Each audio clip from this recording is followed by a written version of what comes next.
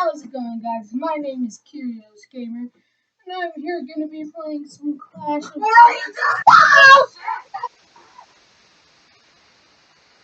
Sorry about that. Just a couple of problems with experiment number 267.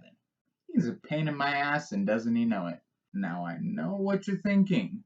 Retro, why in God's good earth are you cultivating experiments in your basement?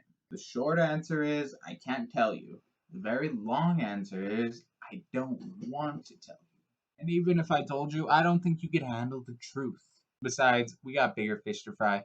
Naruto Gaiden, it's almost over, like in 2 or 3 chapters, supposedly. And although this makes me sad, I do think it's coming to a wrap quite nicely. Sarada's learning that, sometimes blood isn't thicker than water. And Sasuke is about to learn the hard way that you can't just be a deadbeat on the internet and expect to not get flamed. Hi, I am Retro. This is Retro Rips, and today we are going to have a very fun time. Sarada first tells Naruto that this is none of his business. Naruto, on the other hand, thinks differently about the matter. You see, most of what Naruto knows about being a Hokage comes directly from the third himself. That's because out of all the Hokages Naruto's known personally, the third was by far the greatest. Today's episode is going to be a relatively short episode because, for the most part, it's just recycled material. We get a flashback of Naruto back when he was a kid and struggling to go through things that were similar to what Sarada was struggling to go through.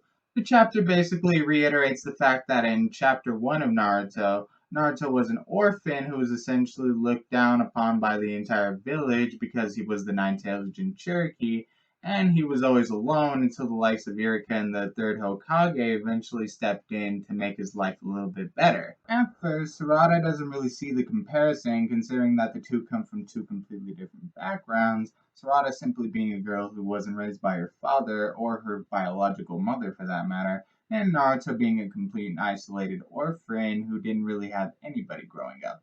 As you can see, the comparison's there, but it's not entirely similar.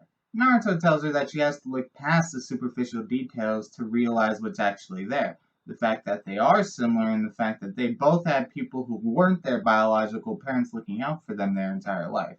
Naruto, he had Irika, and Sarada, she obviously had Sakura, be it her biological mom or not. We get a cute scene with Sakura and Sarada where Sakura explains the one thing she's gotten from Sasuke that's better than a kiss. Sarada thinks it's dirty. The kids are so damn smart. The Sarada flashback is all about how, growing up, Sarada really didn't have a father to take care of her, and because of that, Sakura ended up having to put in twice the amount of work a normal parent would have had to put in just to keep her and Sarada afloat for all those years. Really, Sarada comes to the conclusion that she didn't go on this trip to find out whether or not Ken was her mother, but to find out why Sasuke had abandoned her and Sakura for so many years, because, that's bullshit. Naruto tells Sarada that it doesn't matter what her genes are. What really matters is how she feels on the inside. At the end of the day, it's not genes that makes her family, but who she loves. It's enough to make a guy tear up. Hi, Mom. I love you. What do you mean stop calling you at work? Sarada and Naruto rejoin the rest of the group to discover the fact that they're going after Sakura sooner rather than later because otherwise they can't guarantee that Sakura's gonna get out of this alive. Sasuke seems to have a little more faith in Sakura than that, but I really don't know where it comes from considering the fact that you never spend time with your wife or child. Sasuke reveals that he's gonna go after Sakura using his Sharingan's ability, or whatever you want to call the Rinnegan with all the Sharingan Tomo in it, to essentially hop through dimensions until he finds her. We find out that Sasuke now has the ability to turn on and off the Tomo in his Rinnegan eye, which is so freaking cool. No, I hate you. I'd also like to point out, just for argument's sake, that this might also turn out to be a viable reason for why Sasuke doesn't contact his family in the first place. I mean, if he's constantly off dimension hopping, he can't exactly get in contact with them whenever he damn well pleases. He might have gotten lost for years and years, and this might be the first time we've heard of him because this is the first time he's found his way back. And who knows how easy it is to even get back to Earth once he's dimension hopped. End of the episode. I'm out. I am Retro. This is Retro Rips.